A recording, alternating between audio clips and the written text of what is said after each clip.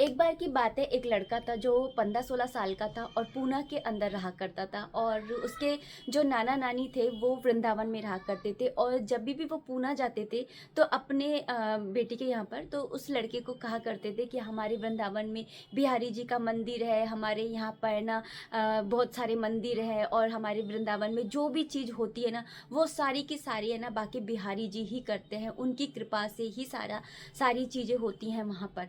तो उस लड़की का बड़ा मन था कि वो वृंदावन जाए और वहाँ पर घूमे, लेकिन उसका जाने का मौका नहीं पड़ता था। 15-16 साल का था, 10वीं का एग्जाम दिया, इस बार उसको मौका लगा कि वो वृंदावन चला जाए।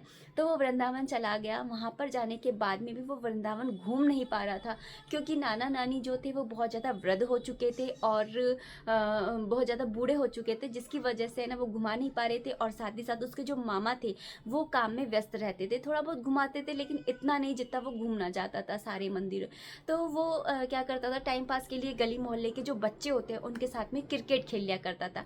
तो एक दिन हुआ क्या कि वो टहलते टहलते थोड़ा आगे को निकल गया और उसको बहुत सारे बंदरों ने घेर लिया।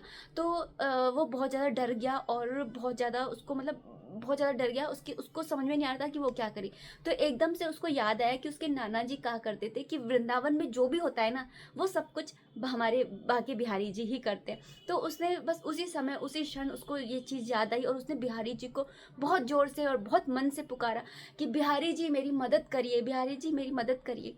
तो क्या हुआ कि एक 14-15 साल का लड़का आया जिसके घुंघराले बाल थे, जिसने धोती पहनी थी, एक कुर्ता डाला हुआ था और हाथ में एक छड़ी थी, और उसने सारे बंदरों को भगा दिया। वो लड़का उस लड़के जो पूना से आया था लड़का, वो उस जो घुंघराले बाल वाला लड़का था उससे बात करने लगा और उससे मित्रता हो गई। और उसने पूछा कि तुम कहाँ रहते हो? वो बोला कि मैं तो यहीं आसपास के एरिया में ही रहता हूँ, बगल में ही।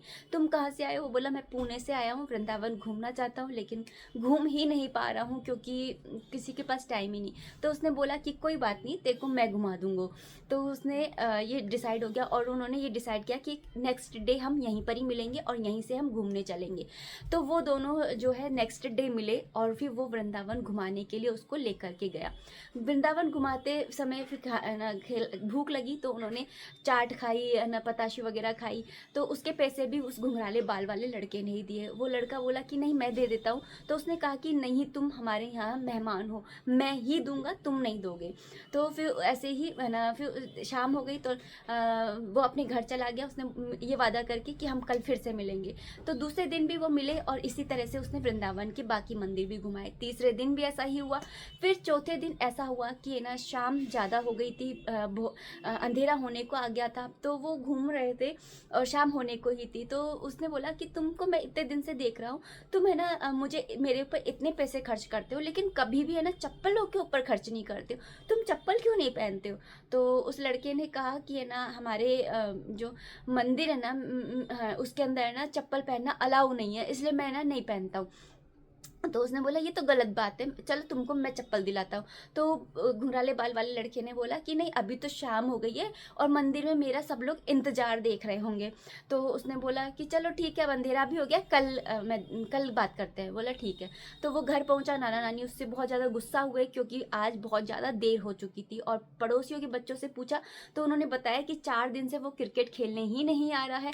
तो वो गुस्सा हुए, उन्होंने पूछा कि तू कहाँ गया था? तो उसने सारी बात सारी घटना बता दी, क्योंकि वो इतने दिन से नहीं बता पाया था, भूल गया था एक्साइटमेंट में कि मुझे कल कहाँ घूमने जाना है, मतलब किसी भी मतलब उसने बताया नहीं था इतने दिन से।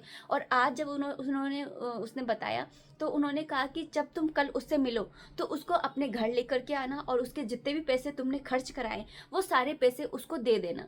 तो बोलता है कि ठीक है। अगले दिन वो वहीं पर ही उसी जगह पर जाता है जहाँ पर वो रोज मिला करते थे। आज जब वो गया तो वहाँ पर कोई नहीं था। उसने आसपास के गली मोहल्ले में पूछा, कोई नहीं था। वो घबरा गया कि मेरा मित्र कहाँ गया। उसने प्रत्येक गली के दरवाजे को खटखटाया और पूछा कि मेरा मित्र मोहन कहाँ है। तो वो सब बोलते कि हमें नहीं मालूम, हमारे यहाँ तो कोई भी ऐसा नहीं रहता है। तो वो बहुत ज़्यादा घबरा गया और उसका मन उदास हो गया, वो दुखी हो गया। और बाकी बिहारी जी के मंदिर में जा कर के और प्रार्थना करने लगा कि बिहारी जी मुझे मेरे दोस्त से मिलवा दो। तो उसी क्षण जब उसने बिहारी जी की आंखों में आंखें डाली तो वो लड़के की छवि बिहारी जी के अंदर उसको दिखाई दी।